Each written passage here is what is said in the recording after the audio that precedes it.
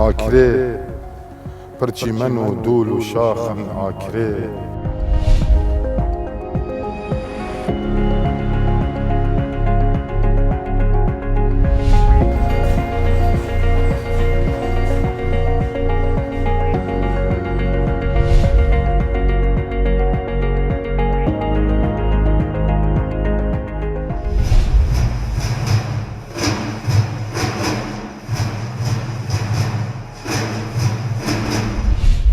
سڵاوتان لێبێت و تەندروست باش بن. چالاکیە هونەری و کولتوریەکان بەگشتی و بڵاوکردنەوە و بە چاپگەیاندنی کتێب بە تایبەتی بە شێوەیەکی بەرچاو لە ماوەی پێشودا زیادی کردووە. لە مەڵقەی کۆواردا گرنگترینیان دەخەینە بەردیدی ئێوە پاشان بڕگە سەرەکیەکانی کۆوارتان پێشکەش دەکەین.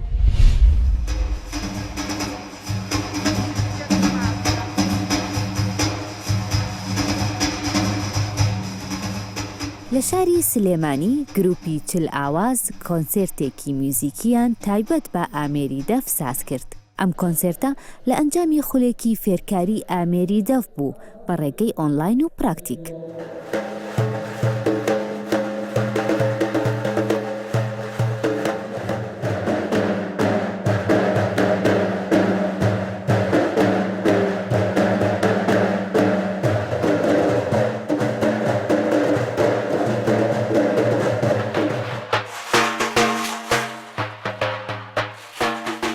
سێ مانگە گروپی چل ئاواز خولمان هەیە لێرە و چل خانممان لایەت کە لەم کاتەیە ئەم چل خانمە ئەمانەوەی فێری ئامێرە ڕتمیەکان بن و بە تایبەتی دەف و ئامانز لەم گروپەوەیە کە شاری سلێمانی سیمایەکی تایبەت بەخۆی هەبێ کە لەناو ئەو سیمایشا دەفمان هەڵبژار چونکە دەف ئەتوانین بڵێن یەکێکە لەو ئامێرانی کە تایبەتەوە کوردەوە هەر لەبەرەوە ویسمان شتێکمان هەبێت تایبەت بە شاری سلێمانی کە ئەم گروپەی بۆ بنیاد بنین.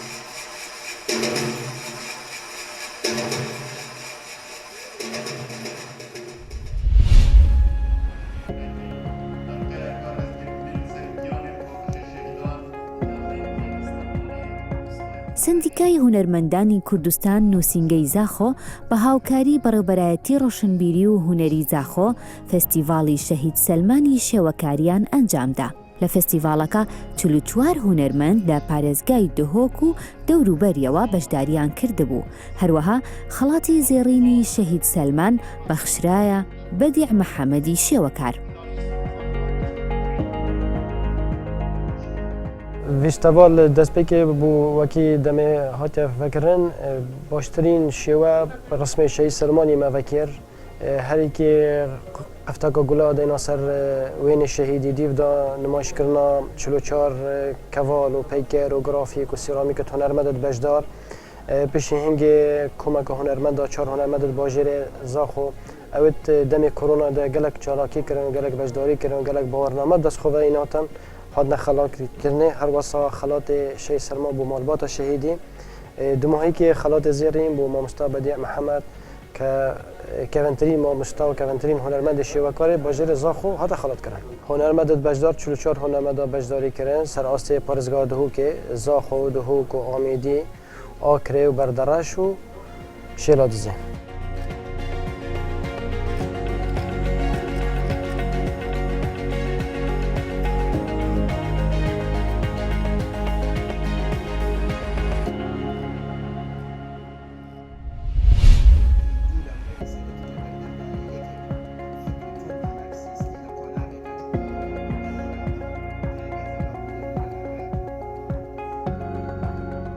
لە شاری سلێمانی و لە ڕێوڕسمێکدا کتێبی تیۆریەکانی ناسیۆنالیزم بڵاوکرایەوە و لەلایەن عەبدوڵڵا ڕەسوولی نووسەری کتێبەکەوە واژۆی لەسەر کرا.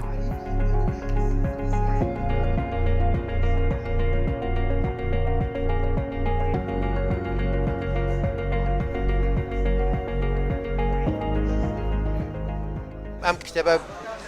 لە چەندین بەش پێک هاتووە سەبارەت بە هەموو ڕێبازانەی کە تا ئێستا لە دنیای فکرە قسان لەسەر ناسیۆنالیسم کردووە لەو کتێبە پۆنێبەنی کراوەیە لە ڕاستی ئەم کتێبە یەکەم کتێبە لە دنیای فکرە کە نووسرا بێ بە ناوەکەی تیۆری ناسیۆنالیسم بێ کتێبێکی گرنگە و کتێبێکە توانیوێتی لە ئاسی دنیا تا ئێستا تەرجمە کرێتە سەر زیاتر لە 20 زمانی دنیا ڕەنگە کوردی ئاخرین زمانی بێ کتێبی ترم بەدەستەوە کتێبم هەیە لە هەر لە بوارە لە بواری ناسیۆنالیسم ئینسیکلۆپیدیایەکە سێ بەرگە دوونیوم تاوا کردووە بەڵام ڕام کردەوە ئێستا پرۆژەی دەستگایەکی ترم لە خەریکم کارەکەم بۆیان لەسەر مێژوویە.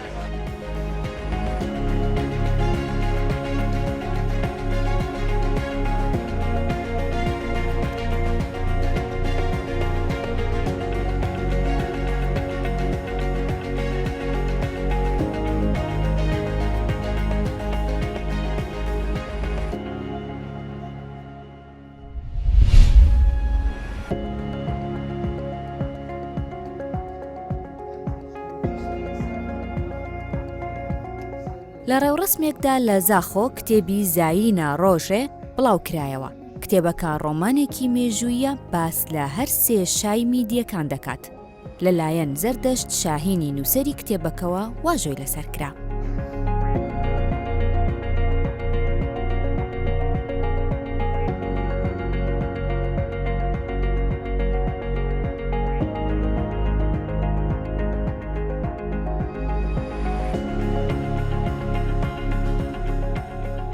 ڕۆمانە زاینا ڕۆژێ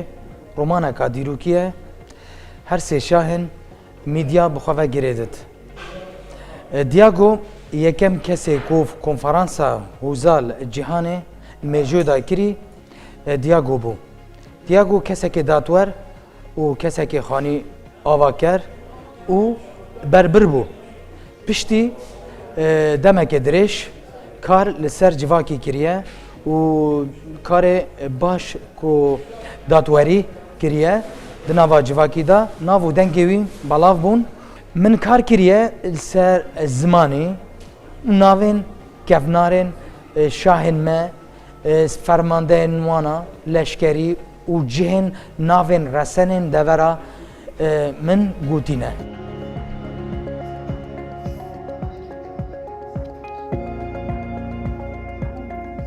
Berî piştî Afriden tengezar heyv par heyvadeh xwe tevin hazir bû di serê me de min kar kir tevnê xwe dirist kir min nav peyda kirin û taban ev verêja 12-13 salan e serê me da hevalê min hemî dizanin ez gelek kar dikim ser mêjûyê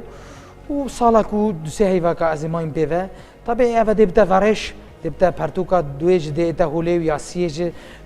اگر امان ساخ از بینم به آنهایی یزدان مازن از بکمسی تکا رومانا.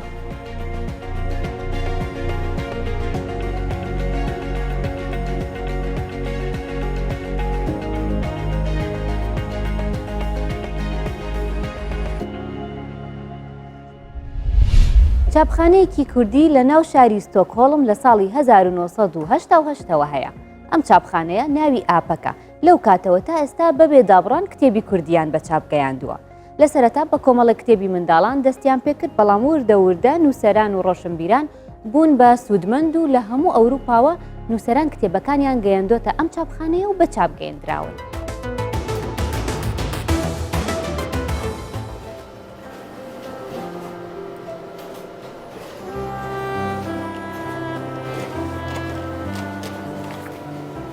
از علی چیفچی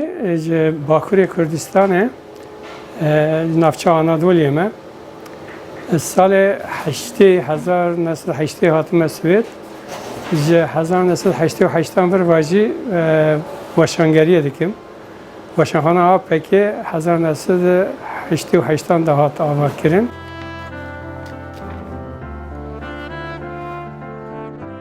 آرماج سرکی واشنخانه بو کتابن زاروکان به کردی درکوین هم زاروکان بوینه هم جی بو درسی بون جاو سالا که مدرس بکری حتی نه تقریبا هفته کتاب زاروکان هنجی بو زاروکان دەرچوونە ژوانە ji her sê sereke em bêjin diyalektên Kurdî, Kurmanciya xwar û Kurmanciya jor û her wiha bi zimanê zazakî jî kitêbê me derketine. Lê piranî bi Kurmancî ne. Van salên dawî me gelek kitêbên zaroka bi Kurmancî derxistine. Eva jî li ser destanên Kurdî ne û her wiha dersê ne. Dervayî kitêbên zarokan weşanxanê heta niha teqrîben 400 biçek zêdeyî 400 kitêbên bi Kurdî û li ser Kurda hatine weşandin. Destpêka nodî piraniya ev kitêbê ku ji bo mezina dihatin çap û belavkirin piranî lêkolînên li ser Kurda ku ji aliyê Kurda ve hatin nekirin. Evana her bi zimanê Kurdî zarvayê Kurmancî û Soranî bûn. Çend kitêbên me lêkolînî li ser Kurda û li ser dîroka Kurda û li ser janivsîdek û li ser xelkê Kurda têkirin bi İngilîzî jî derketine. Ji dervayê İngilîzî me bi zimanê Türkî, Farsî, Erebî jî her wiha kitêbek û li ser Kurda, li ser dîroka Kurda çêbûne hatine weşandin. Lê dervayî wî van salên dawî me dest pê kiriye kitêbên edebî jî ku aliyê Kurdan ve hatine nivîsandin.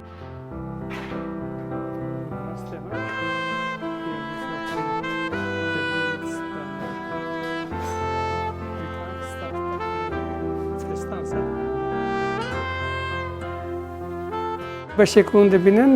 çapxane bixweyan li vir karê cîldî, karê kitêba çêdibe, her wiha karê çapemeniyê din jî wekî reklam û afîş û her tiştê din jî em li vira çap dikin. Yani xizmetekê çapemenî jî li vir heye.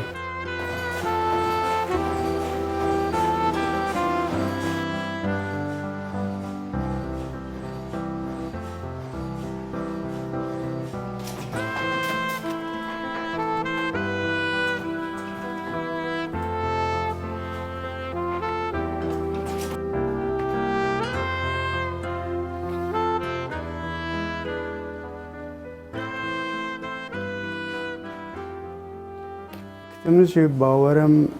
4 ya 5 kitêb li vê derê apekê çap kirine. Berhal ji bo hemû nivîskara tiştekî gelek baş e ku tu dî weşanxanekek jî hebe. Ji apekê piçekî em bibêjin ne tenê weşanxane, çapxane jî heye, ev ji bo apekê dibe alîkarî û ji bo nivîskara jî dibe alîkarî ku em bibêjin kitêbek ya jî tekstek bibe kitêb. Apek jî bê ku zêde ser êşiya çêbike qebûl dike û çap dike, gev jî gelek baş e.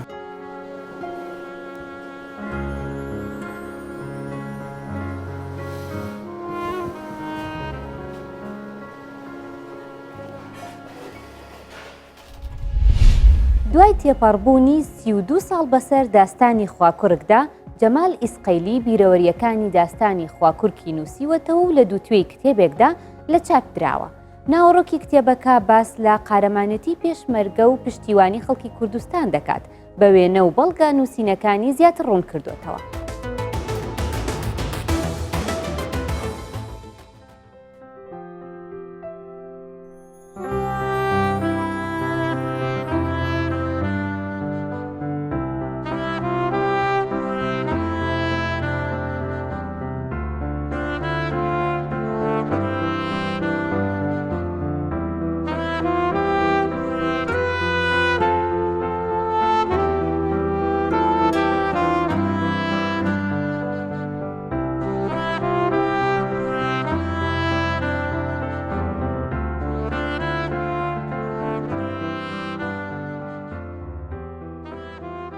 من جمال حمد إسقايلي ناسراو بجمال إسقايلي لا ساڵی 75 کە ئاوارەی ئێران بووین لە ساڵی 80 بووم پێشمەرگە. لە ساڵی 1970 بەشداریمم کرد لە داستانی پیرۆزی خواکوڕک خۆی بەر لە داستانی خواکوڕکش بۆ ماوەی 8 ساڵ ئەمن هەموو بیرەوەریەکانی خۆم دەنووسیەوە بەڵام کە چوین بۆ خواکوڕک دەفتەرەکەی خۆم لەگەڵ خۆم برد با ئەوەی کەمتر لە 2000 نەفەر بەشداری لە داستانی خواکوڕک کرد بەڵام هێزی دوژمن ئەتوانم بڵێم لە 30,000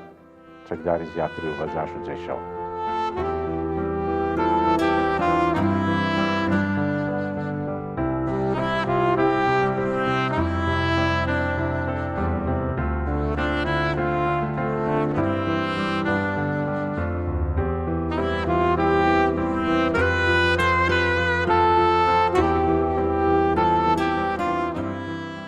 ناوەڕۆکی کتێبەکەم هەمووی تقریبەن داستانەکەم لە ئەوەی من بەشداریم کردیە ناوەڕۆکی کتێبەکەم پێکاتووە لە ئەو شوێنانەی کە پێشمەرگە تێدا جێگیر بوو هەر لە نازدارێ داخێ هەتاوەکو دەهاتە منتیقەی هەیات و گەری ڕەش ئەمە دوایی قووەتەکان هەرکشان لە کۆراوە هەتاوەکو منتیقەی بەردەستپیان و هەتاوەکو بنلیس و مسەلەسی سێگۆشەی تورکیا ئێران عێراق لەوێ جەبهەکە بە تەواوی جێگیر بوو ماوەی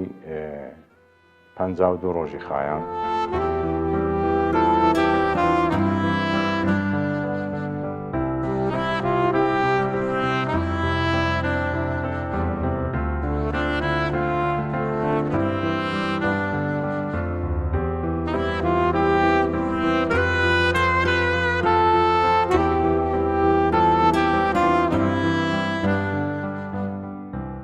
بیرەوەریانم هەڵگرت بوو ماوەی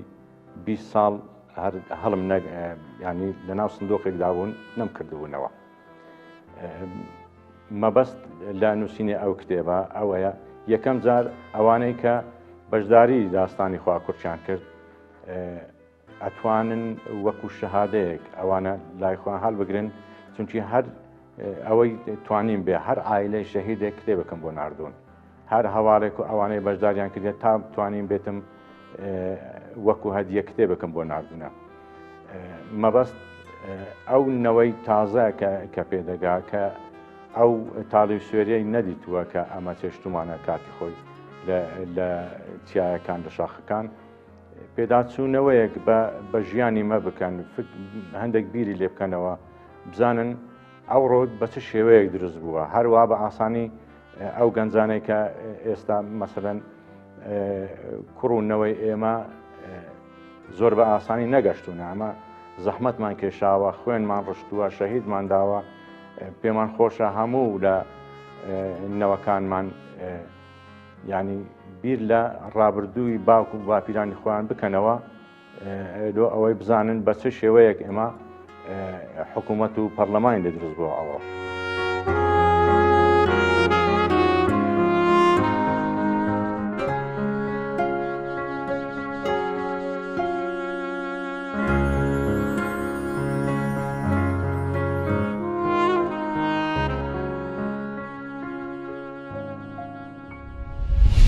بورهان حاجی زێباری یەکێکە لە شاعیرە دیارەکانی دەڤەری بادینان. ئەم شاعیرە دانیشتووی ئاکریە و لە ماوەی چەند ساڵی پێشوودا توانیوێتی بە شعرەکانی جێدەستی دیار بێت و لە مەیدانی شاعیرانی ناوچەکە ئەسپی خۆی تاو بدات.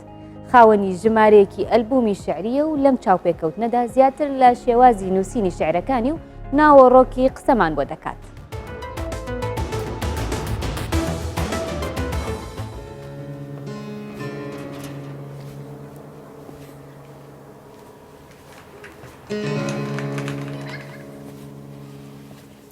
کوردان برن پێناسە کرد گوتی ئەvە کەچکێ خوینێ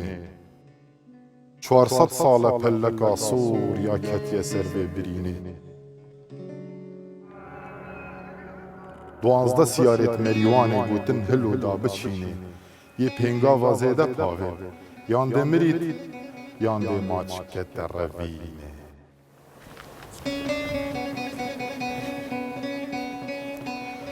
لسالا 2006 ایکم بر همه خوب ناو دلوپین آگیری من بالافکر وک سیدی 2008 البوم خیانت 2011 البوم راوسته و 2013 البوم زندان پیوان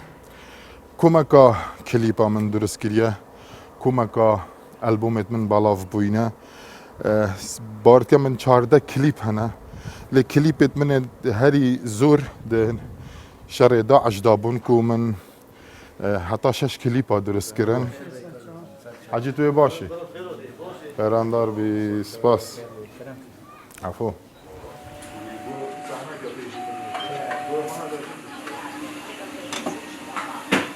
جبلي كيف نارياوي جبلي صادسة بشيك بخو آكري جبلي جوانياوي وكالتوري وديروكاوي هندا ديرو دريش خلكي ويش قالك جوازة قال خلكي دي صبرا صحبات خوشن فاكرين ميفان دوستن هر جوات اگه تورین یا خارده بوده هندک چروکا و گرن هم دبیت دیروکک بو آن دسپیکک بو شعرکاتا دبیت تشتک بو نویسینکاتا و جا خلقی وری جبلی کو میوان دوستن و خوشن و بصبرن و دکفنارن هر کلانه که آها بونمونه الچه خانه حاجی کریمی درین یا خاره کو مکا خلقی دبینی دبنا سردرت قالك بابات انت عندك صحبات وديروكي وتشيروكا وبنا مال اخو بحسي عندك صحبات تخش كان دبو تبنا عندك وينه بو هالبست انت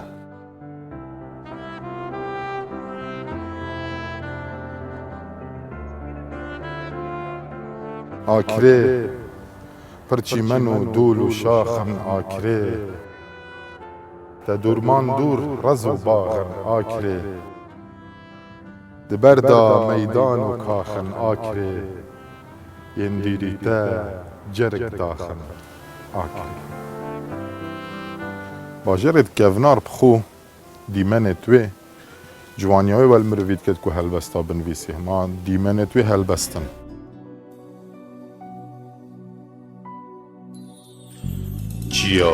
جيا يانا كفن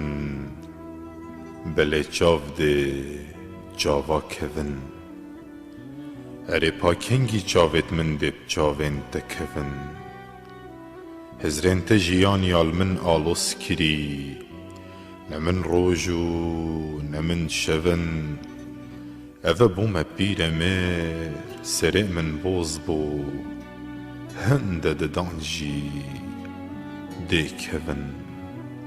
بلكي اسي خلد من بس بديت نعمل شعر خاندن بزحمة رستران قوتني جبركو براستي جلك بيتي في انسان دما شعرت خونيتن نزمي وبلنديا دنجيت جل احداث شعري جلك شهرزاد بيت حتى بجهين تخلكي از البن دارك الناف غابات آكري بيروريك هري خوش من الفيري هيا كم كليبا من البن في داري بو اگر خلكي ما بيروان بهتا و بيراميرك قلینا جگارات کشیتونه از پرخ و ترین مخاره ناویوی باشره کسی که آکره بو اکترک بو خود عفو کتنا ما جیانه دا ادگل من دا بول وی کلیپه نها اف گرد بجنوی گیری باشری بحثی وی مروید کن پراستی وی کلیپه صدای که هنده باش اینا حتی کو ناوی وی گیری جی هر ناوی باشری هاتی ناف کرن حتی تو ناوی وی نبیجی کس نزانیتن ناوی وی گیری البر وی کلیپه جبر هنده از بیشم پراستی مکاره که جوان دست پی که انجام دا بو خلق خود بردامی نشی انشاءالله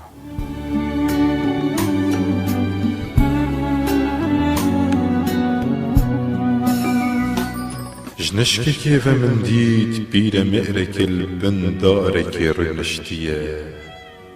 دوكيلا قليناوي يا بويا مجو غبار گۆتە دەڵێت کاسبکار بە دەستەکانی کار دەکات پیشەوەر بە مێشکی کار دەکات هونەرمەند بە دڵ و مێشک و دەستی کار دەکات بمێنن بە خێر و خۆشی